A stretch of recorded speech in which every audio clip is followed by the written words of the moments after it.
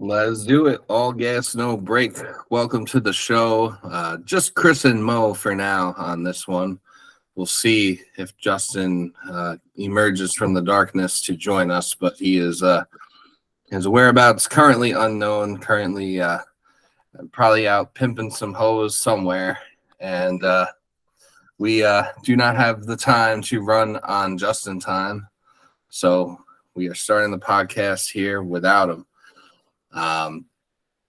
But let's get into it. This is the Kevin Mawae episode of All Gas No Break, episode 68, which means the next one is episode 69, if you know what I mean.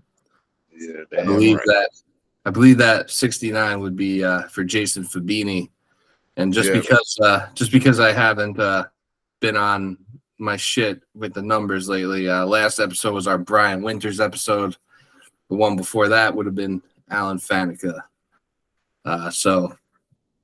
We are at the Kevin Mawae episode, the first of two great centers to play for the Jets and give us stability at that position for the first 20 or so years that I watched Jets football, and hopefully Joe Tippmann will get us back to prominence. Third is coming.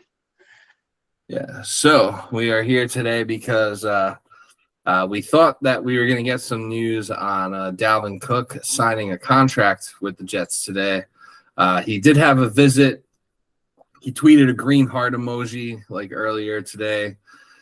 He was on the practice field chopping it up with Breece Hall, making it seem like a deal was done or that he was going to be here. He went on a whole media tour before his visit today. Went on Good Morning Football and whatever else, all the football shows, and basically talked about how he's visiting the Jets and nobody else and has no other visits planned. And he even was talking about the Jets as if he was part of the team. He was saying we could be a S-word team, which I don't even want to say the S word because I don't like the vibes of when people call it a dream team or a super team. Usually that doesn't go well, so I don't even want to say it. But yeah, he was talking all this shit, hyping us up, and it seems that he you said supposedly his trainer said that he left without signing, so he is gone. Allegedly, he is gone from the facilities, possibly gone from New York. Yeah, and I was hearing also. I was checking updates. Apparently, we have to wait till somewhere around 8 o'clock Eastern time to see whether he decides to sign or not. This is just hearsay. Yeah, tonight. Well, it is 6:43 right now. Trying to give hope, but it seems like. Oh, okay. Hold on.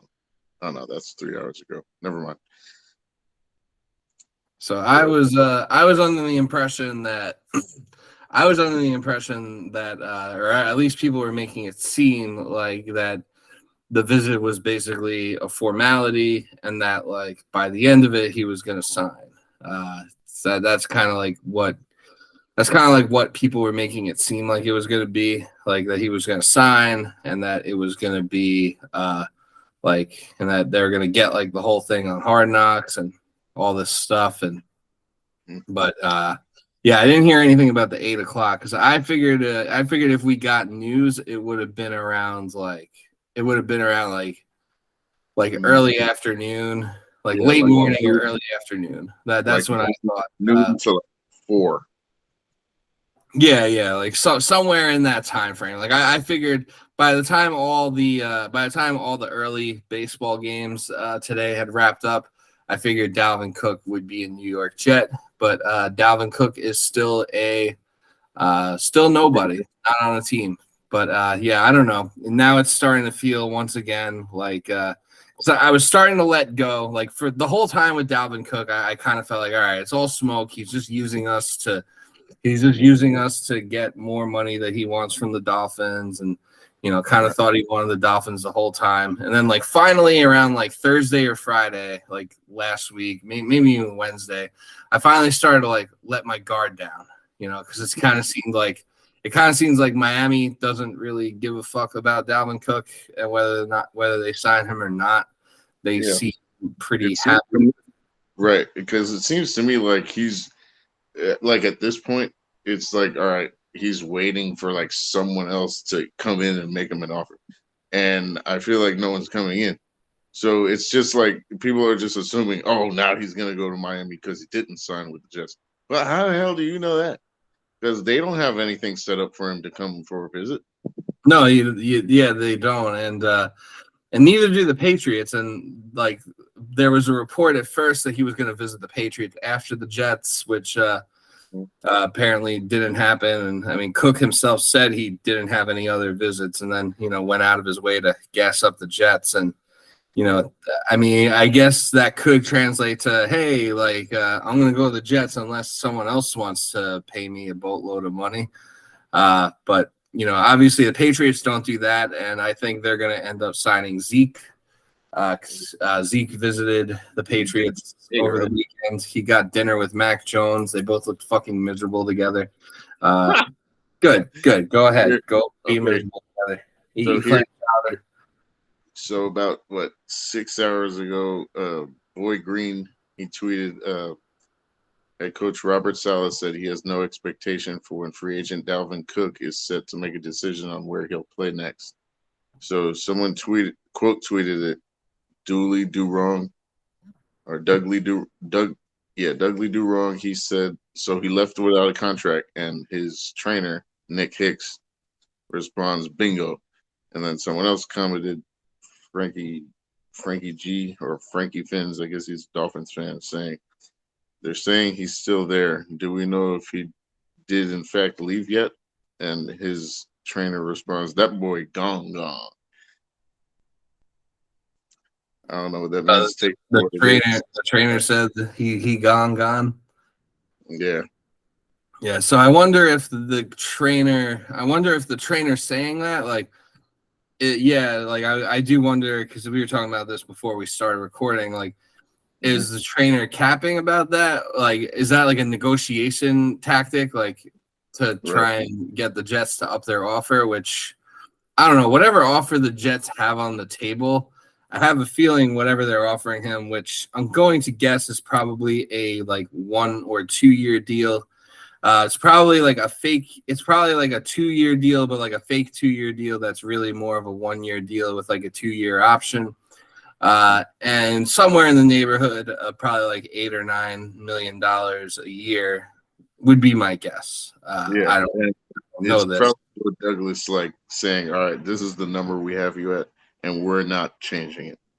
Yeah, like it's hard to imagine, even though, like, I don't know, with Joe Douglas, like I feel like he's, Joe Douglas usually stands like pretty firm on his offer and doesn't like to overpay. Although I feel like recently, like this offseason, he's been getting a little bit more, like it's a little more questionable, some of the trades he's made, like whether or not he's getting fleeced or overpaying. Like, it's arguable in some cases that he may have gotten fleeced or overpaid with some of the moves he made this offseason. But like when it comes to like a running back, I don't see him, especially like especially because like they kind of had gone down this road before. I mean, obviously it wasn't him who made the signing, but they kind of went down this road before with Le'Veon Bell. Obviously that was a different situation entirely, and they were pretty much counting on Bell to be like the focal point of the offense. And obviously it was Mike McCagnon who made that deal. And then he got fired like 3 months later. So obviously it's a different situation than that, but Joe Douglas was there, for the Le'Veon. He was the one who kind of had to deal with the Le'Veon Bell signing and everything that came with that. Like Joe Douglas was the one who kind of had to like clean up the mess, so to speak. Well, really the mess kind of took itself out because really the mess took itself out because really the mess was Adam Gase just being a horrible coach. But yeah, it was just a mess on all cylinders, and obviously that didn't work out, and and that's part of the reason why like none of these running backs now are getting long-term deals or getting paid. But this is only a 1 or 2 year deal. Yeah, but I still don't see him overpaying. I tweeted this 30 minutes ago. I said we don't need Dalvin Cook. It's more of a want. If he signs, it's a luxury signing. It is a luxury signing, but it's definitely a luxury signing that a luxury signing that you would definitely like.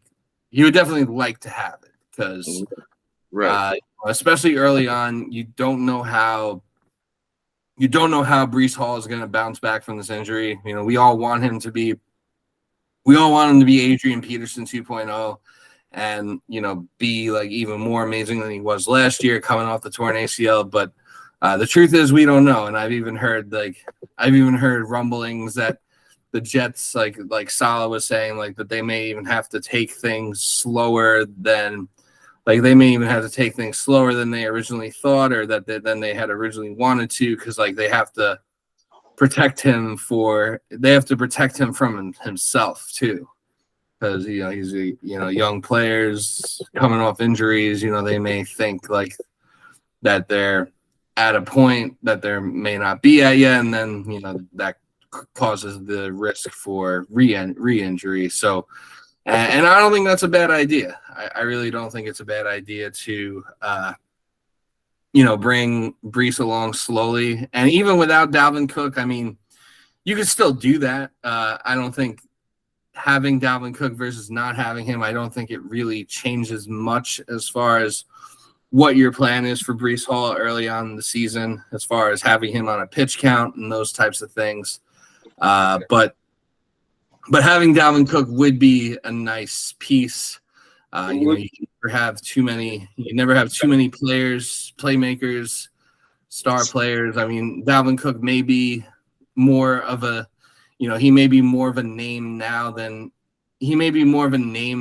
like actual ability at this point. Like I think his best days of playing are behind him, but I don't think he's completely useless yet either. And I do think that the Jets could definitely have a use for him, especially early on. I mean, you saw the way Aaron Rodgers kind of ran the Packers offense with Aaron Jones and AJ Dillon the past couple of years, and even just having that like AJ Dillon or like that second running back. I mean, I think it's kind of debatable between those two who's RB1 and RB2, but yeah, even just having that second running back, it helps a lot.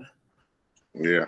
And like a similar situation, like the last time we actually went to the playoffs after losing Thomas Jones, we added LT. And I'm not saying like Dalvin Cook is like LT or at his caliber, but it's like a good 1-2 punch because we had Sean Green, and I think Breece Hall is way better than Sean Green. Yeah.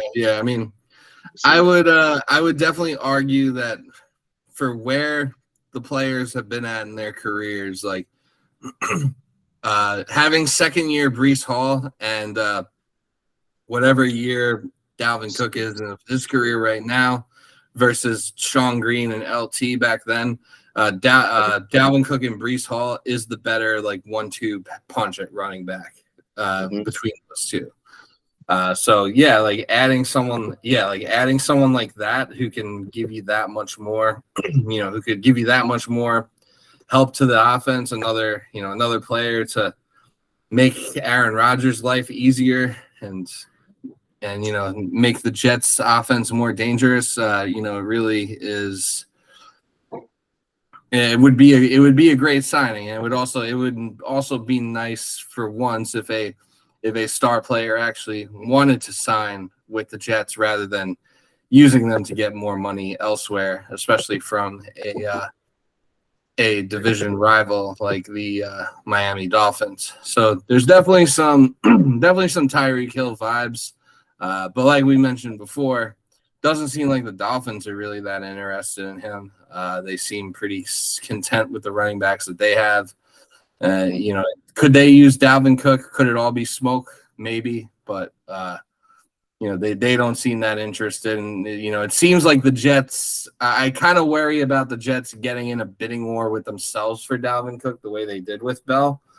But also, I think Joe Douglas is a lot smarter than Mike McCagnon to allow that to happen. So, it's a situation that is fluid, and supposedly according to people online, 8:00 could be a time where we get more information on this. So hopefully it's good information. But it would also be kind of annoying. We like log off this podcast, and then like immediately after we get like the notification that Dalvin Cook signed with the Jets. So just in case that happens, let us be the ones to break the news that Dalvin Cook has officially signed a deal with the New York Jets. Yeah, hope nobody clips that and calls us frauds. Yeah. We'll be just like all the other. Well, really, all the frauds are the. If Dalvin Cook doesn't sign with the Jets, then there are a lot of people who are going to need to be held accountable on Twitter, particularly Joey Jets, Rock Your Jaw, who is apparently he's like the new Jets insider. Yeah. I was blocked by him for a while because I think I don't know. That guy's kind of weird, that Rock Your Jaw dude. But he's been like, he's been tweeting all this stuff about, my sources are telling me this, my sources are telling me that, my sources tell me it's a done deal. Dalvin Cook will be a Jet like by Sunday or whatever. He keeps talking all this shit with his sources, and I was seeing it too. I was too. Supposedly he's been on the money about some stuff before that. Yeah, that's true. He has. So supposedly he has a decent track record. Whoever his alleged sources may be. I really hate that like this is like what Twitter or the X or whatever you call it, like what it's become, or kind of what it's been for a few years now, is just like people pretending to have sources. And then like, if you dare question even in the slightest, if you even dare question the validity of these people's sources, they'll just block you. I think that's probably might have been why I got blocked by Joey Jets back in the day. Although I think it was just because someone tweeted something about him being weird, and I liked the tweet because I thought it was funny, and then he just was being sensitive and like blocking anyone who liked the tweet. But he made a new account, which I don't follow him, but I'm not blocked. Joey Jets, if you are watching this, feel free to block me again. I really don't care, because as of right now, I have no reason to believe anything you say has any validity. Weirdo. But yeah, there's him. There's some others. There's some other accounts too pushing news, and then of course there's all the non-biased like Dov Kleiman, ML Football, JPA Football accounts that are all tweeting their nonsense too. And then it's frustrating because it's like they'll tweet all this stuff and like get Jets fans all excited that they're gonna get a player, and then like say Dalvin Cook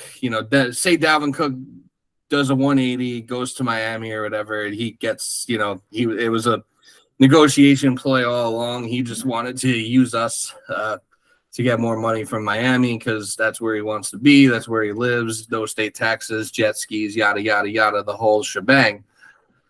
And then, they'll act like, oh, Jets fans are so unhinged and entitled. It's like, you made us unhinged. You fucking cock-teased us and let us on. Like, yeah, we're going to be mad at you now. And if and when what you say is not true.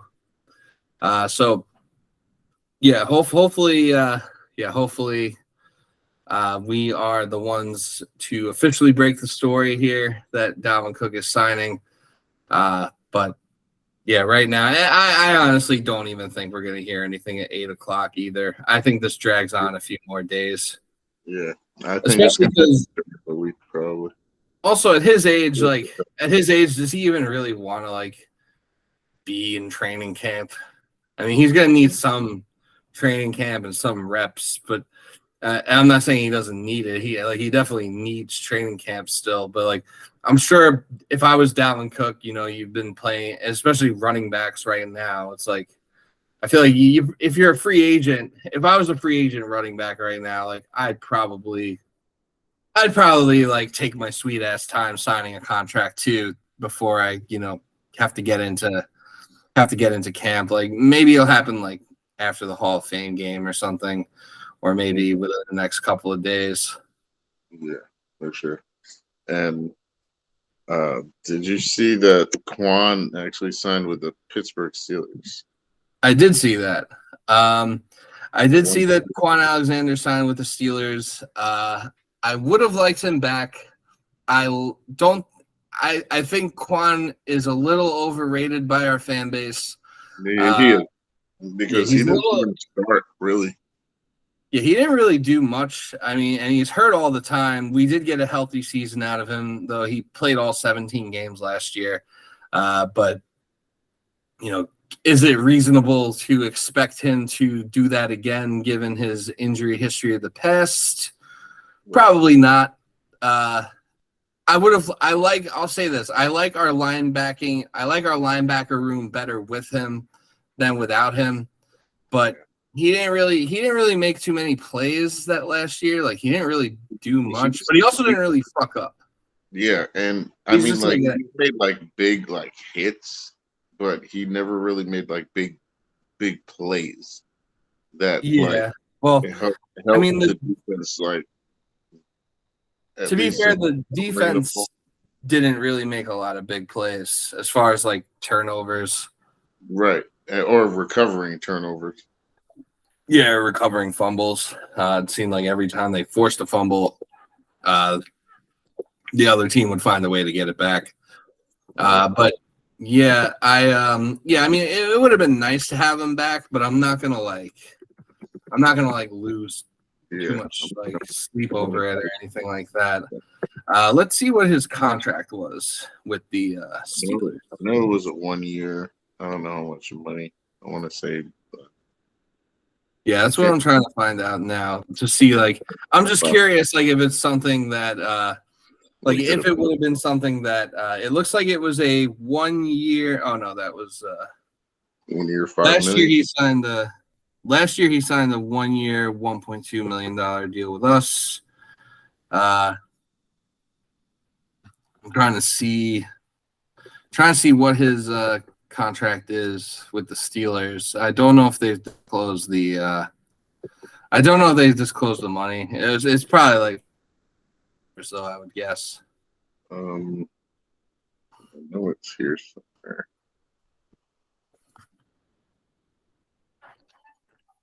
But I mean, we got Nazardine, who, hopefully he can do something. I mean, I feel like our depth at linebacker is, it's okay. Like it would have been better with Quan than without him, but I mean, I guess they trust their linebacking core right now. Jamie and Sherwood is probably gonna. It seems like they do, yeah. And like he's cheaper and younger, and I think like this is what Sherwood's third year. So I mean, a lot of football players do kind of take leaps in their third year. So maybe they're kind of banking, on Sherwood. Maybe they're banking on Sherwood making like a leap and getting better. Quincy Williams, we still have him. He's really good. He's a very smart player. So like it's definitely not the end of the world. But yeah, sayonara, Quan Alexander. Best of luck in Pittsburgh. If you're watching this, hit me up. We can hang out and shoot hoops in my backyard or something.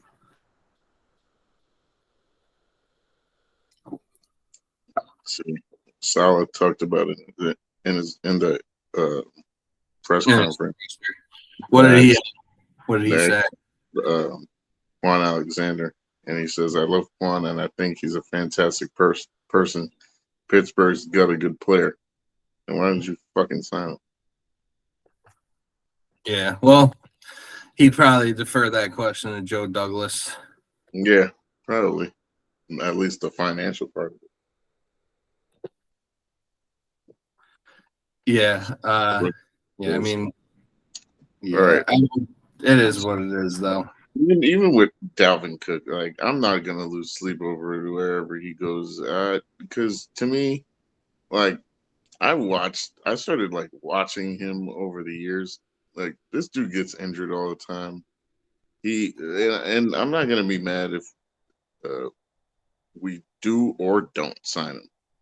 He does get injured, and from some stuff I was watching, some shit I was watching on Twitter, like he doesn't really break tackles, and like I don't know, I saw like some like advanced nerd stats that he doesn't really break tackles anymore, and that his rushing yard, his like actual rushing yards is apparently like way below his expected rushing yards last year, whatever the fuck that means. Mm-hmm. So yeah, I mean, I wouldn't lose too much sleep over Dalvin Cook. Also, he has that whole domestic abuse thing over his head, which I mean that's a legit. What's that? True or not? But yeah, and it was the same shit with Tyreek Hill. But Tyreek Hill, you saw that, and they like no one's talking about that anymore. No, and it would be the same thing for Dalvin Cook. And I mean, like, when it comes to, obviously don't condone anything he may have allegedly did, but when it comes to like improving the team, he could be someone that, he could be someone that could improve the team. So that's like the only reason I would want him on the team. But there's also like a lot of iffy information as far as that whole thing goes. Like the whole thing with Tyreek Hill is like the whole thing with Tyreek Hill is like you knew what he did. Like he was like convicted of it. He basically said fuck them kids. Like he told you what he did. Right. With Dalvin Cook, it seems like it's very with Dalvin Cook, it seems like it's very like up in the air. And apparently he like countersued the person that's pressing charges on him. Like he's suing them for defamation. So there's a lot of who really knows what the fuck's going on there. So, until it's proven that he's a piece of shit, I would still want him on the team. But you can't really control it. And again, it's not gonna like really like it's not something where if he doesn't sign, it's gonna like completely derail the team, or like that the team's not gonna be like so much better or so much worse off with or without Dalvin Cook as they are right now. He's just kind of like like you said, he's a luxury piece, a luxury signing, but definitely someone who he's definitely more than a need. Definitely a want, maybe a slight need. I mean, you always got to have more than one running back. I mean, besides Breece Hall, because we don't really know about Michael. We don't really know about Michael Carter. We don't really. Izzy's a rookie, so we don't really know about him yet. Bam Knight, he showed flashes last year, but we also don't really know about Bam Knight because Bam Knight, he showed flashes last year. He had a few good games, but then eventually, like everyone else on the offense, he reached a point where he was hitting a wall and couldn't do anything either. So there's a lot of question marks there. So it would be nice to have, with a running back room full of so many unknowns, you could almost argue that running back kind of is a need, but also it's but also like if you don't sign him, it's kind of like, all right, whatever, because running backs are all, as the kids and the adults say now, the running backs are all dime a dozen anyway. Mm-hmm. And I mean, there's still like running backs that are free agents, but let's for argument's sake, let's say we do sign Dalvin Cook. Who's the odd man out? Because that would be a 5-man running back room. I think the odd man out would be Carter. You think it'd be Michael Carter? I do. I think Bam Knight. Yeah, I think Bam Knight shows more upside than Carter right now. I feel like the coaching staff, I don't know how it is with Hackett and the new offensive staff, but it felt like last year, the coaching staff didn't really like Carter that much, or that he didn't like them that much. I think, I think they might want to hold on to Bam more for his, the potential explosiveness that he showed if we were to sign Cook. So to me, I think it would be Michael Carter. If not Michael Carter, I think it would be Bam Knight. But definitely one of those two. Because Izzy's a rookie, so you're not gonna get rid of him. Obviously, Brees is Brees. That's not even a discussion. So that really just leaves those two. So I think it would be one of them. But in my opinion, more likely it'd be Michael Carter. What do you think? I think. I see the upside with Michael Carter because he's good at catching passes out the backfield. I see a lot of drops from Dalvin Cook doing. Yeah, I feel like Izzy could kind of be Michael Carter's replacement in that sense. And that's exactly what I was thinking. Just because he's young, he's 20, and they can use, and he's like a smaller version of Brees Hall, because he's also like that. As soon as he gets that one break, he's gone. He's like that home run hitter. Yeah, and the kid is fast. Michael Carter isn't that fast. He's not. No. Yeah, and Michael Carter. It's weird. He's like the advantage, even not even playing it down in the NFL yet. You can see, if you've watched him in college, you see the potential, the explosiveness. Oh yeah, be living in Pittsburgh, watch a lot of Pitt games, go to some Pitt games, so you definitely see Abanaconda, and I'm not gonna pretend like I'm some huge Pitt fan that knows who all the players are, but Izzy was definitely one of the players. Izzy was definitely one of the players on that Pitt team last year that you're this guy's nice. And sometimes I was thinking about it, and I was like, do you think they decided to draft him when scouting Carter Warren, or the other way around, and then just valued him differently and drafted him in different spots? Yeah, I feel like one led to another somehow, some way. And I can see that they drafted Carter Warren first, right? They did. Yeah, because I think Izzy was the 5th round and Carter was the 4th. And would you look at that? I'm yeah, I saw that. I'll look it up right now. I'm pretty sure Carter Warren was drafted first, and I know he's from Jersey and Izzy's from Brooklyn. That's 2023 draft.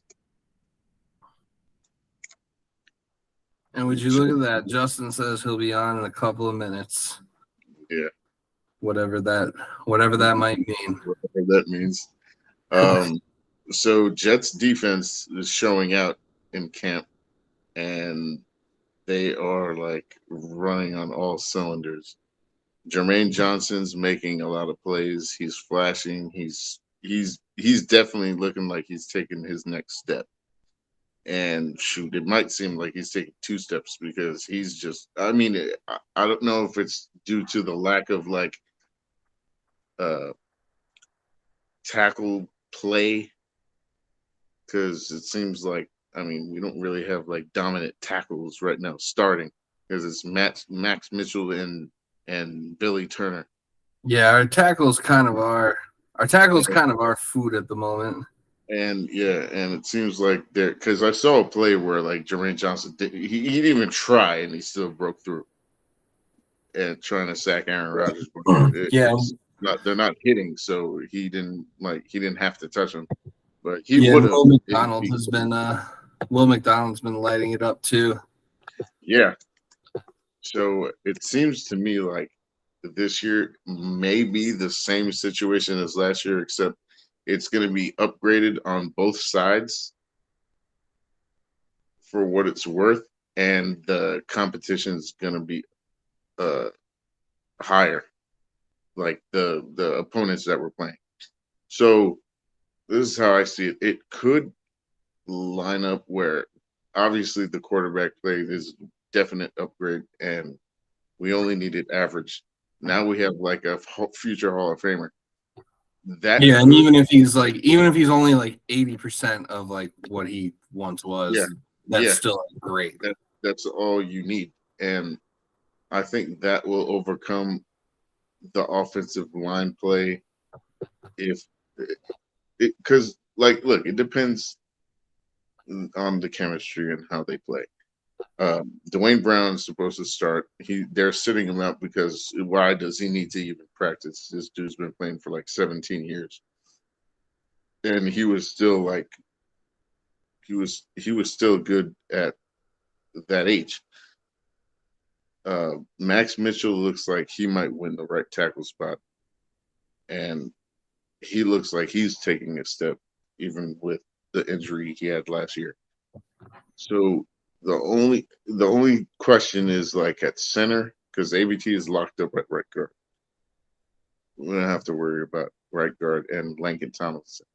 Those might be the two questions for me. Becton's been like a turning stall. Yeah, he's been food like all camp. I don't think they should, and like I guess we should address this. I mean, we've kind of talked about Becton a little bit, but I feel like this week trade rumors for Mekhi Becton have kind of ramped up a little bit, like earlier in the week. And despite me saying that, and before the trade rumors even came out, I even said that I could see Becton getting traded before the season starts.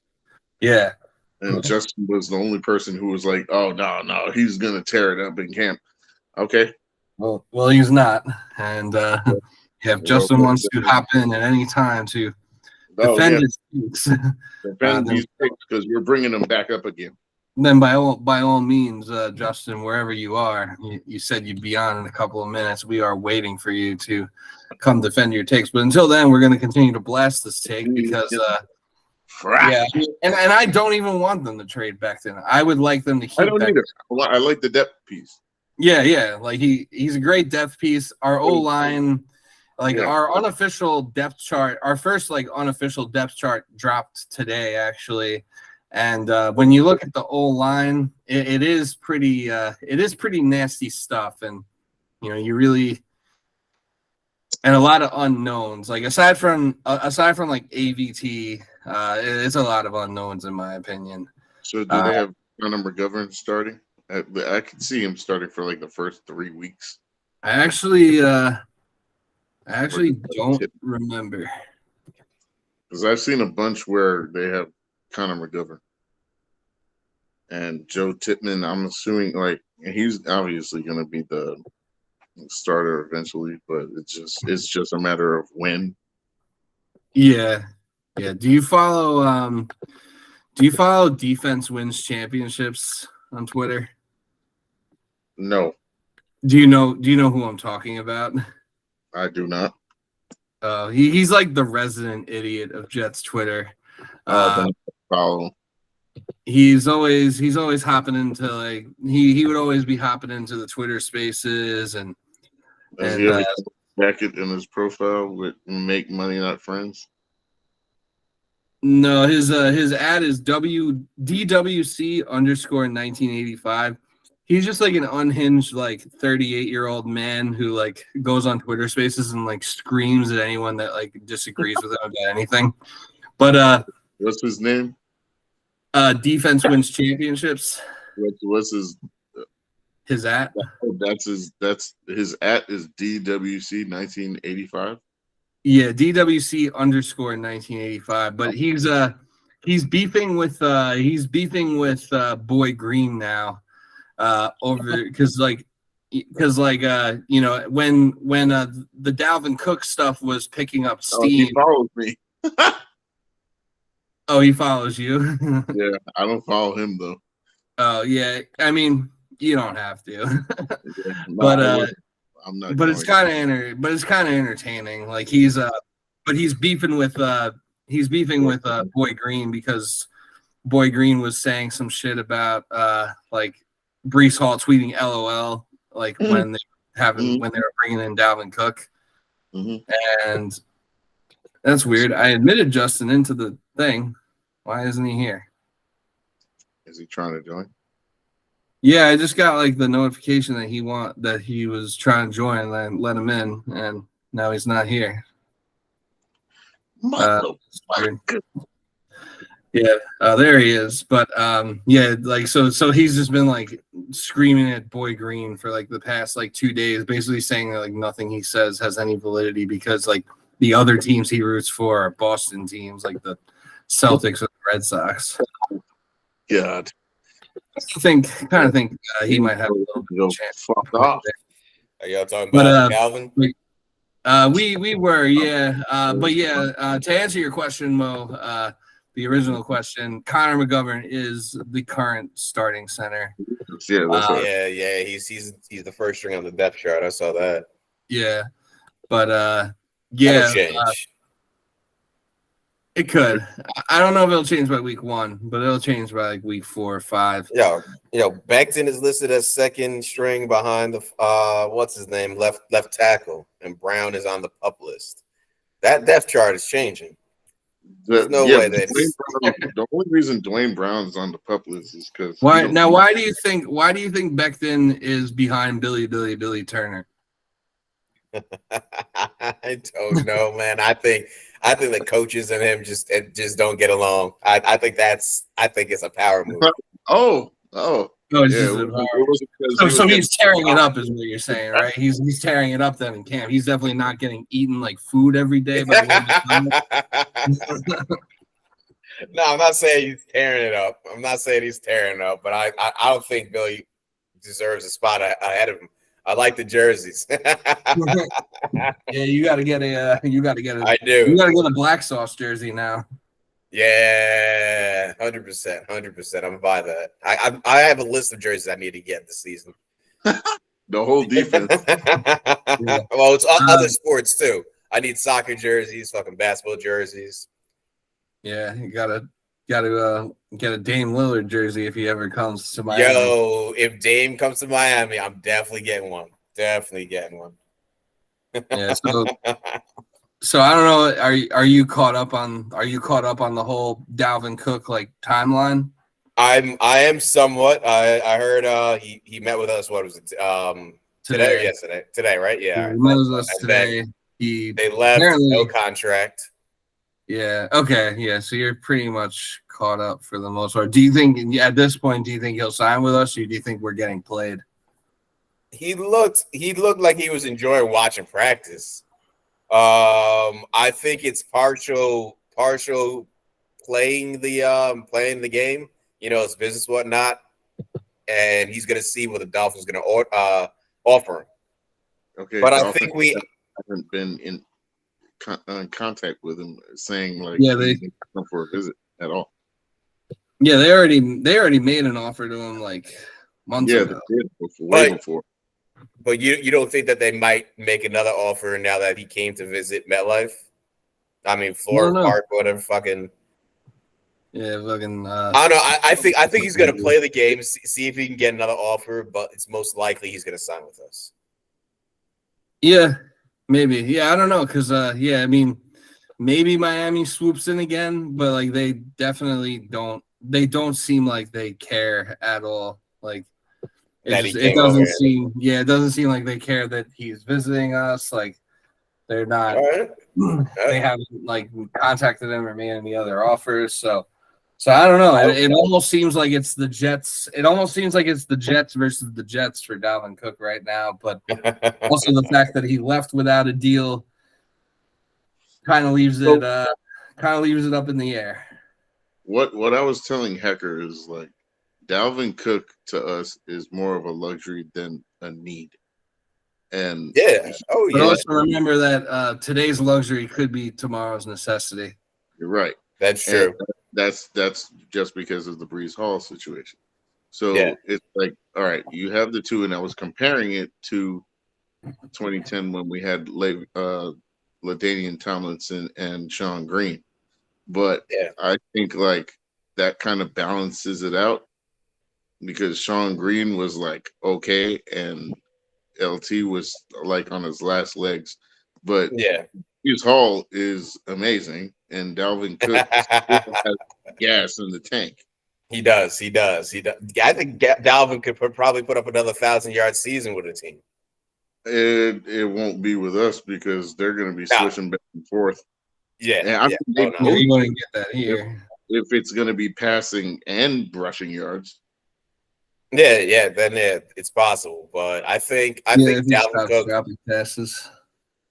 Dalvin Cook, if he signs, that'll like the first couple of weeks we can put Brees on the pup.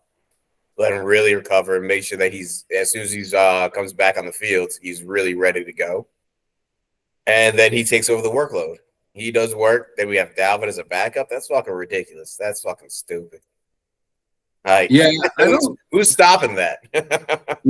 I wouldn't say that I wouldn't say that I really despise the idea of putting Brees on the pup list for the first 4 weeks of the season. Yeah, man, he's young right now. We ain't talking about like his career is gonna be wasted. We just want to make sure because it's a fucking huge injury. Not a lot of fucking athletes in general come back from that injury. We just want to make sure he's good. Yep. I wouldn't mind putting him on the pup. Yeah, it wouldn't be the worst idea. I mean, if he could play, he could play. But yeah, like we were talking about it too. Like, you kind of gotta protect the player from themselves sometimes, especially when they're young. Because as much as we'd like to be him to be Adrian Peterson 2.0, we just don't know. We just don't know. And if you do put him on the pup list for the first 4 weeks, then it's like kind of truly a year, which is pretty much that's what they say. Like they say a torn ACL takes like a whole year to get back to full strength. Yeah, exactly. So that would basically be like an actual year because he got hurt in like October of last year. Yeah, which ain't a bad thing as long as he can come back running hard. Yeah.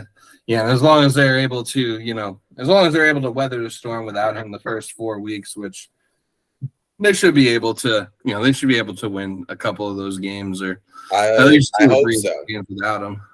We start the season off tough. So it would be nice to have that tandem right there. That'll make the passing game so much better. That'll make the entire offense so much better. Shit. But if it's not there and we need to just use Dalvin Cook, if we get him, 100% I'm down. If we don't get Cook, Hall's got to be there week 1. We need him week 1. Yeah. If we don't get Dalvin Cook, say he was just playing us and goes to Miami or whatever, do you think the Jets would pivot and try to get in on Jonathan Taylor? He just requested a trade after meeting with his alcoholic owner Jim Irsay. Did he? I did not know that. That is fucking hilarious. That would be lit. Jonathan Taylor's got years to go before he's out of his fucking prime. Yeah, he was only drafted in 2020. Yeah, he's got time on his fucking clock. It's scary to think. It's scary to think the Chiefs could have drafted him. That would have been wild. Yeah, the Chiefs would be unstoppable. Yeah, so maybe that could be a pivot or a plan B. I feel like, they might feel as though pivoting to Jonathan Taylor now would be like negotiating in bad faith because of how because they're in so deep with Dalvin Cook. Yeah. And plus they don't have to give up anything other than money to get Dalvin Cook, whereas you'd have to trade. Exactly. I mean, you have to trade like the price for Jonathan Taylor in a trade. It wouldn't be that high because he is just going to be a 1-year rental, and then who knows what the running back market is going to be next year. I mean, it's pretty bleak this year, so who knows what the running back market might even be next year. Who knows if the running back position will even exist next year because it's not looking too good for these running backs. Saquon basically got like $1 million more, and that was like enough for him. That was like enough for him to sign a 1-year deal with the Giants. Justin Herbert, boy, he did. Quarterbacks always getting paid. Yeah, Justin Herbert got paid, and then Joe Burrow. Record signing deal. It goes up every year. Yeah, literally every year. That's why I don't pay attention to that fucking record signing shit. That's dumb. Joe Burrow will smoke that record next year, and then just wait until it's time for the Chiefs to redo Mahomes' deal. Yeah. He's gonna be like a billionaire. Or wait for Trevor Lawrence. He's gonna be getting like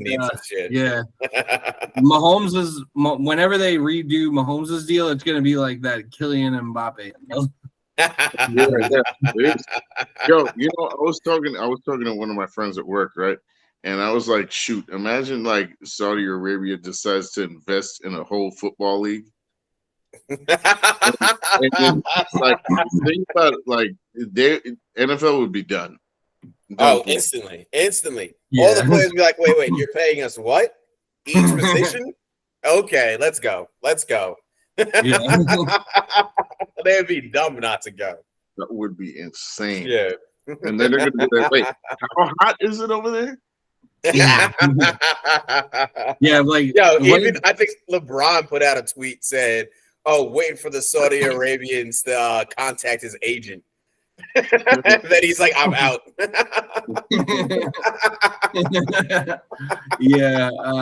If Saudi Arabia like started a football league, they'd probably just have to like buy the National Football League and then just keep all the teams where they are because it would be too hot to play.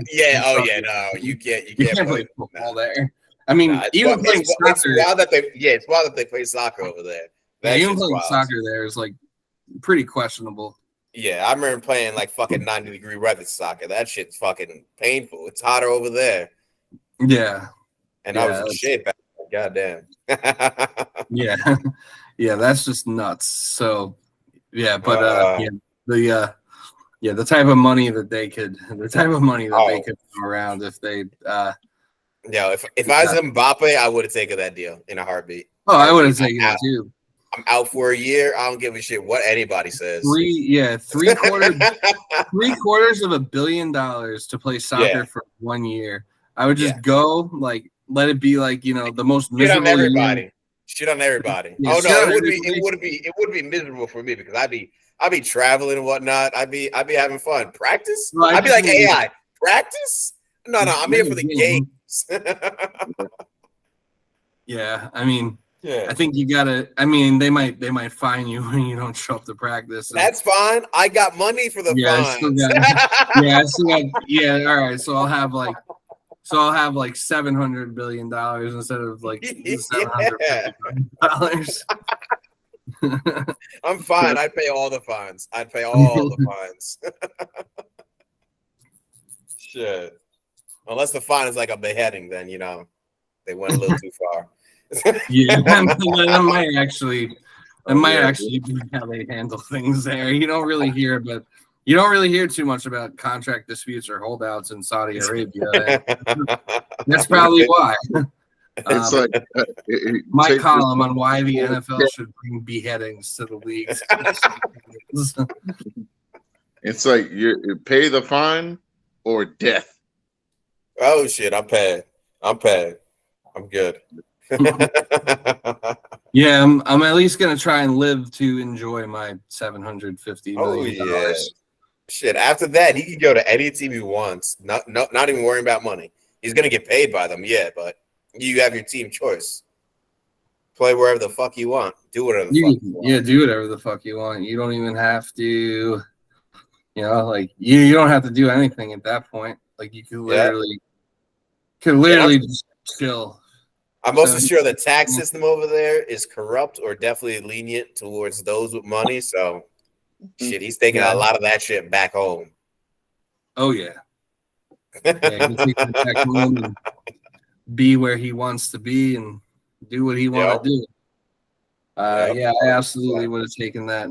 But, so, I mean, if Cook doesn't work out, then, maybe they test the waters with Jonathan Taylor. Although I don't think we need him. I don't think we need him.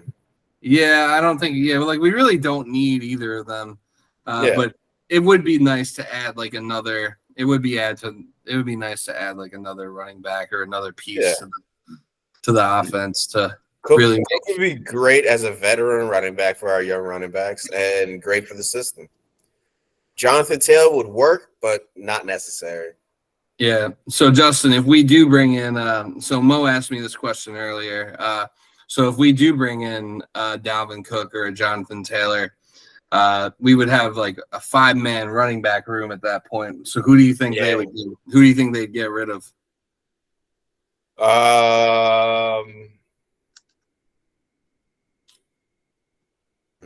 If we got Taylor, I would say it would be Michael Carter for the trade value 100%, because I think they might try to sign Taylor for longer. I think I think it might be Carter regardless. It's definitely either Carter or Bam Knight. To me, I lean more towards cutting or trading Carter. He has trade value. Yeah, he does have some trade value. I mean, like you could potentially trade. I saw someone tweeted this or something, but you could potentially trade Michael Carter and like a draft pick to Tampa Bay and try to get Mike Evans because Mike Evans might not want to be in Tampa anymore now that they clearly have no chance at anything now that Brady's gone. His 1,000-yard streak is gonna fucking end. No, it's not. Yeah, it is. It's not. He put 1,000-yard seasons year in and year out with Jameis Winston. He did it before Brady, and he'll do it after. But it's not going to end. Number one, because he's going to be a Jet, and he's going to do it with Aaron Rodgers. Number two, even if he stays in Tampa, he'll still find a way to get 1,000 yards even with Baker Mayfield. I don't care. Maybe. Mike Evans is a dog. It doesn't matter who the quarterback is. He's a dog, and he will get 1,000 yards. It's possible. And I don't know. I think it might be coming to an end this season. It might be coming to an end. Yeah, the Devontae Adams trade rumors also started to kind of pick up. We had Devontae. If we had Devontae. It's coming from Craig Carton, so you got to take it with a grain of salt. Yeah. I'd put $1,000 on the Jets to win the Super Bowl if we got Devontae. It's damn near possible. It's like we should get there if we had Devontae. Are you kidding me? Who are we getting rid of?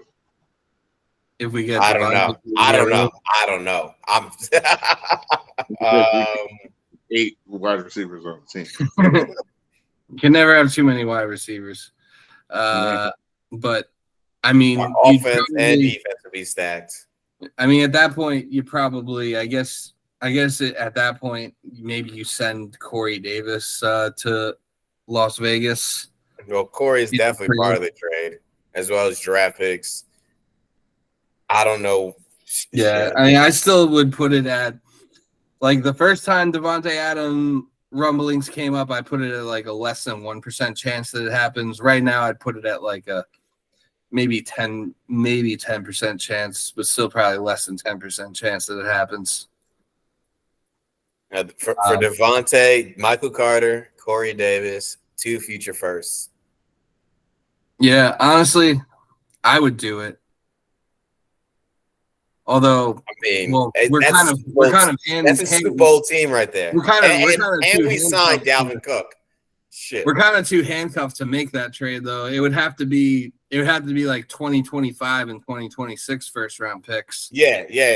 We're not going to have a 2024 unless Rodgers somehow dies or something. I'm not a fan that first round pick is now going to be Green Bay's, but it's pick 30. It is what it is. It's pick 30. I hope it is. I truly hope it is. Yeah, or at the very least, it'll be a late pick. We hope. We should make a run. We should make a run this season, regardless of whoever we sign from now on. Like with our current roster, we should fucking make a run. Yeah, with the current roster, we should be able to very much. Like, I'm not gonna say we're Super Bowl favorites with the roster we have, but like, we should be able to compete with any team with the roster we have. Adding a Dalvin Cook, I don't know, like whatever our Super Bowl odds are now. Like, I'm gonna look up our Super Bowl odds. So right now, our Super Bowl odds on DraftKings are to win the Super Bowl, we are plus 1,600. I think if we sign Dalvin Cook, that probably moves us up to about plus 1,400, maybe 12 or 1,300. Y'all want to put like 300 on it each? 300 each? Or the 200? Super Bowl win? That'd be good money. You know what? Yeah, I kind of like I'm down, but not right now. yeah, not right now. Or like the matchup. We can predict the matchups. Yeah. You can put like 50 on the matchup. You'll end up winning. If you get it, you'll end up winning like a few thousand. Like 18,000, 17,000. It would be Philly or the Eagles. Philly or the Niners coming out the NFC. They know an NFC team reaching the Super Bowl. My top 15 quarterbacks updated on X. Fucking X. I'm tweeting it right now. A hacker can pull it up if he wants. On the split screen. I'm going to the bathroom. Y'all can check it out, bro. On X. Right, Justin, I'm glad I never joined Twitter now. Right, let's pull up Mo's list here. Top 15. One is obviously Mahomes. If it ain't, the list don't count. Yeah, so he's got Mahomes, Josh Allen. Hurts. Josh Allen too? Okay. Yeah, Josh Allen number 2. Which really shouldn't be shocking. Joe Burrow number 3. I don't think he's 2.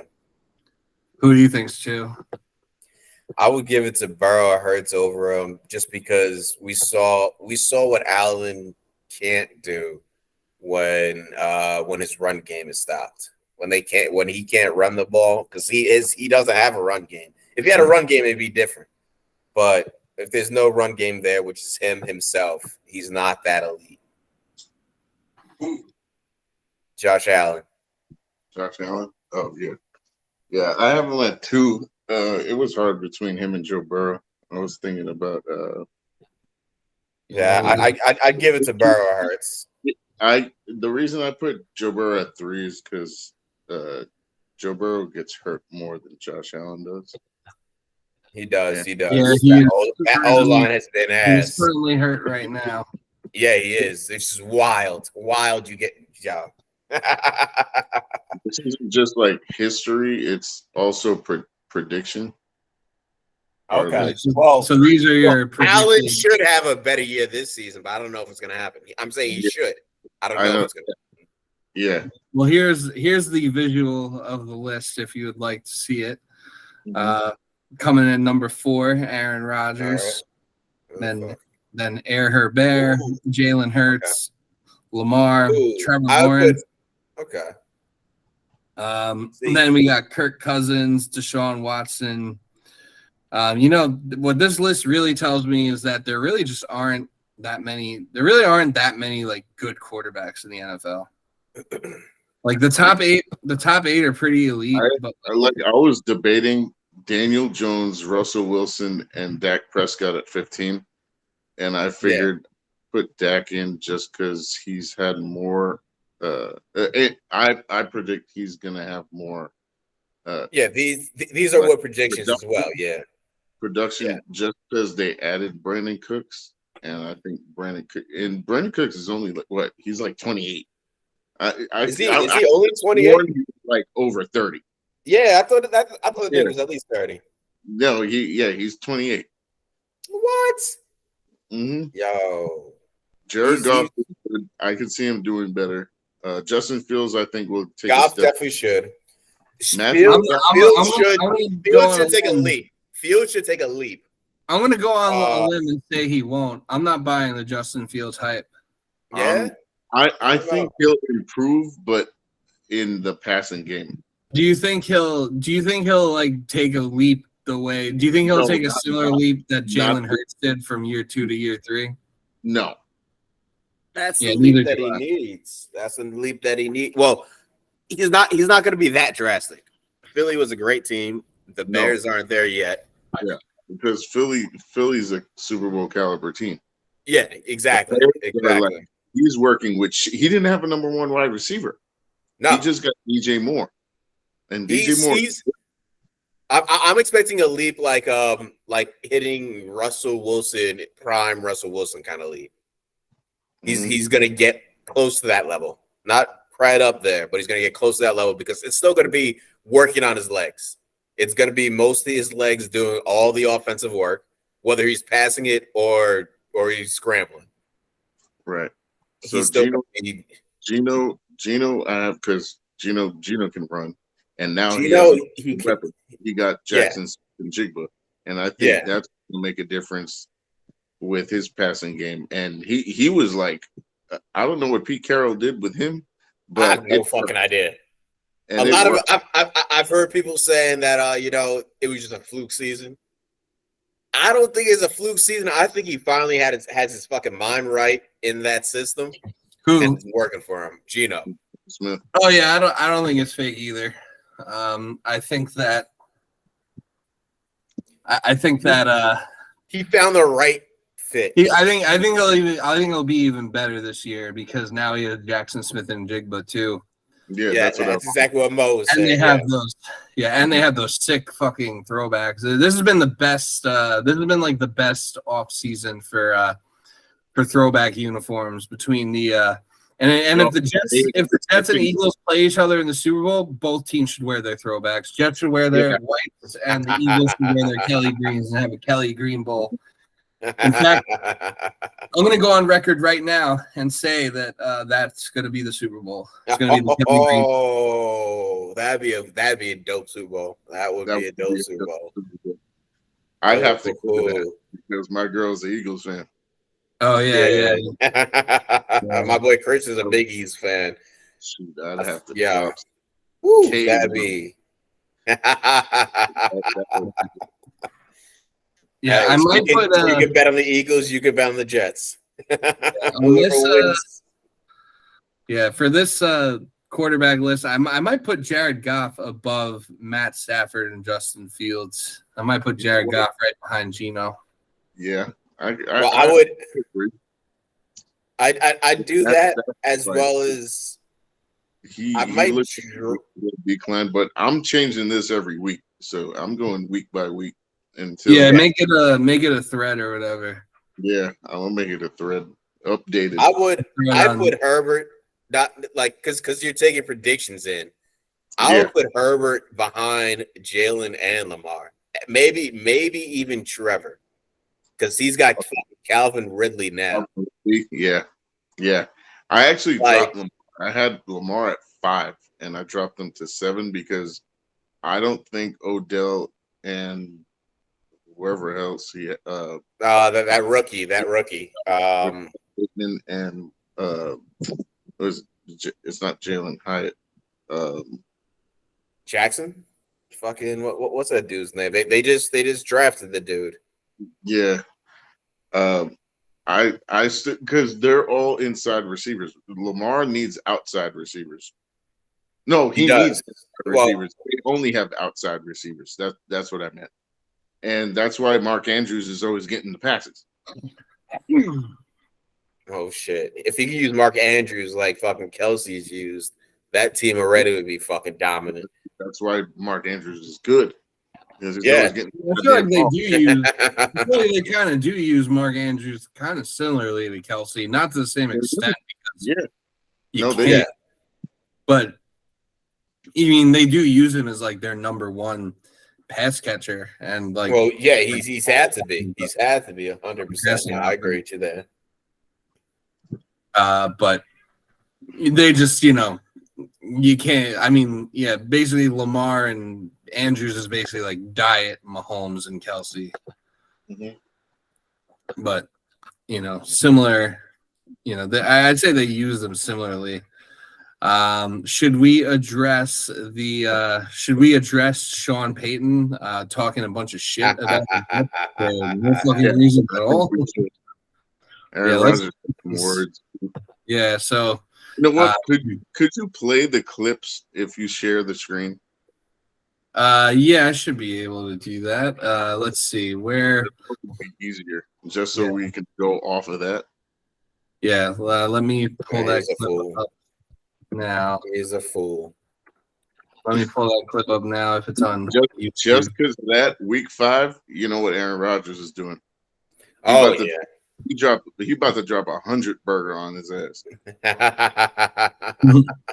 Patrick Surtain, who? Oh yeah. I'm going to all right, I'm going to play the clip right now. Just give me a second to get this teed up. All right, I'm gonna play this clip for you, right? Yeah. I'll ask you to maybe address Nathaniel Hackett as a coach and what he means to you and what he can bring to this Jets team. That story goes out there. I had about a We got YouTube videos within YouTube videos. We got YouTube. Yeah, you see Hackett out here. He's still pumped up. I don't think it affects him as much as maybe it affects everyone on the outside. And yet you and him have this great bond and union together where you've always had his back, he's always had yours. Yeah, I love Nathaniel Hackett, and those comments were very surprising. For a coach to do that to another coach. My love for Hack goes deep. We had some great years together in Green Bay, kept in touch. Love him and his family. He's an incredible family man, incredible dad. And on the field, he's arguably my favorite coach I've ever had in the NFL. Just his approach to it, how he makes it fun, how he cares about the guys, just how he goes about his business with respect, with leadership, with honesty, with integrity. And it made me feel bad that someone who's accomplished a lot in the league is that insecure that they have to take another man down to set themselves up for some sort of easy fall if it doesn't go well for that team this year. Thought it was way out of line and inappropriate, and I think he needs to keep my coach's names out of his mouth. Yeah, damn right. Yeah, it was just Sean Payton from my coach's name out your fucking mouth. Yeah, don't really get why Sean. I mean, I thought Salah's response was pretty funny too. He was like, we must be doing something right if you're talking about us when we don't play till week 4, but it's actually week 5, coach. So don't get on a plane with Denver week 4. You're home against Kansas City that night. It's week 5 you're playing, so it's even farther out. Yeah, and that week 4 game's important right there. Shit. Yeah, that so week 4 would be a huge fucking win. Huge game, huge game, huge test. Defending champs, Patrick Mahomes, Kansas City Chiefs, in these throwback legacy uniforms. They're wearing them weeks 1 and 4. And Kadarius Toney's hurt apparently. Don't matter. The Chiefs don't need wide receivers. No, they just need tight ends. They just need Mahomes, and they just need 15 back there. It's stupid. You can give. I think you can give Mahomes fucking 4 third-string wide receivers and Kelsey. You could give Mahomes us, and they will still win a game. you could give Mahomes us, and we would. Right? It would be within a touchdown either way. We either win or lose the game by a touchdown with like. All right, guys. All right, just catch the ball and fall. Just catch the ball and fall. Well, that's it. All right, just take the ball and fall. We're gonna go to this club. DJ Khaled's gonna be there. That's it. He's fucking run the hurry up. We're fucking gassed. I don't need you guys with yak ability. I just need you to catch the ball. All right, we just have to win this game real quick. I gotta go hang out with DJ Khaled. Tell him to bring out the whole ocean. Did you guys see that video of DJ Khaled? Do you play rugby? I did. Yeah, there's that one. Did you see Tell Him to Bring Out the Whole Ocean though, where he's like eating like a seafood boil? Tell him to bring out the whole ocean. Honestly, I felt that, and yeah, DJ Khaled's like, it's amazing. I remember like when we first started podcasting together like 7 years ago. Like DJ Khaled was like, that was back when DJ Khaled was in like his Snapchat era, and like everyone, and like he's still like just as funny and just as relevant, and like I couldn't even tell you if he's even like, he doesn't even need to release music anymore to stay relevant. No, he doesn't. People just watch him for fucking. Like, in fact, releasing music is probably bad for his brand at this point. He just needs to be himself. Oh, we got the whole homie asparagus. Someone posted a video of him, and he was like trying to make a beat on a keyboard, and they're like, does he even make beats? Like, what does he do? Yeah, he recently shit, whatever. I think the most recent video I saw of him, he was like combing his hair with like a fishbone or something. Why? DJ Khaled, man, that nigga's ridiculous. Tell him to bring out the whole ocean. Oh, you got the ocean. Next time I get seafood boil, I am telling them to bring out the whole ocean. The whole ocean.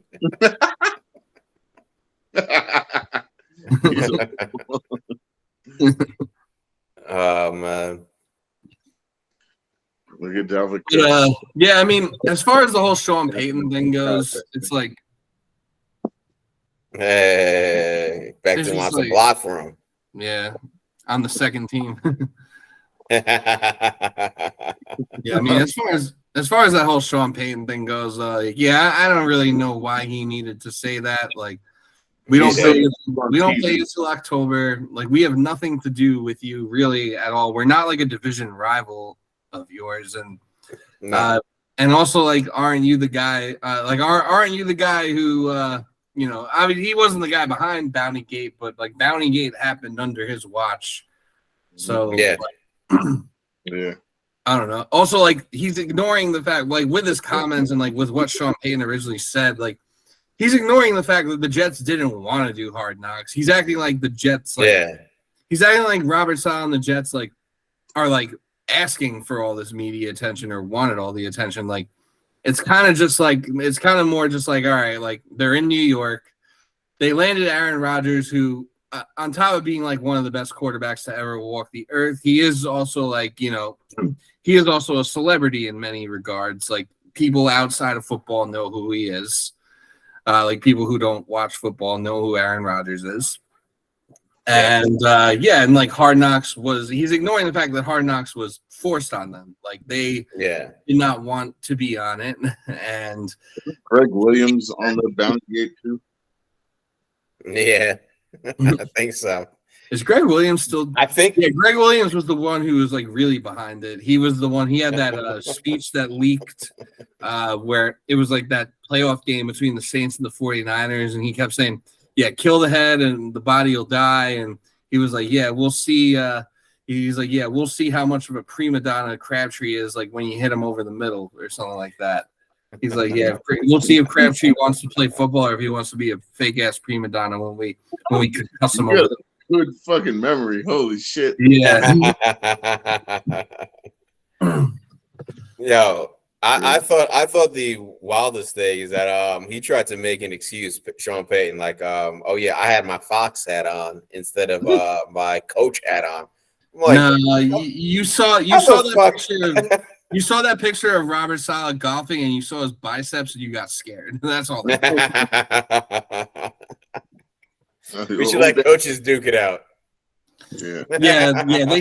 They should be able to, like, instead of shaking hands at the end of that game, like they should definitely fist fight.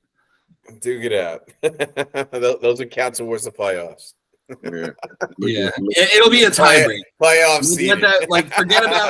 Forget about like strength of schedule or your division, your record in your division or conference record or whatever, or head-to-head record. Let the boxing match between Robert Saleh and Sean Payton serve as a tiebreaker in the event that the Jets and Broncos are tied for a playoff spot or for seeding in the playoffs.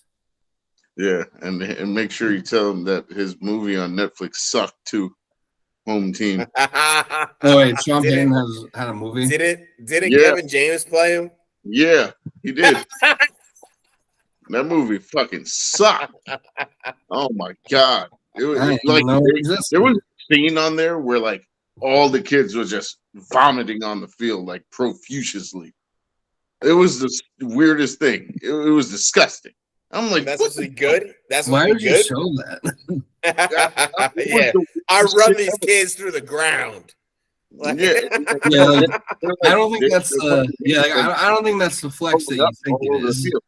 Like, yeah, football's tough and practices are brutal, but like you're not supposed to be making your players puke on like a regular basis. It wasn't even like they were playing hard. It was just like some shit they ate, and then they just started throwing up all over the place, like back and forth, like 12 players on the field just at the same time. Yeah, you gotta wonder what they were feeding those kids in that movie. Yeah. Well, that's Sean. Also, it begs the question if those kids were vaccinated or not. Because now anytime something happens, it's like this was when Sean Payton wasn't a coach. He was coaching like a peewee football team. So Sean Payton just said, when the bounty game happened.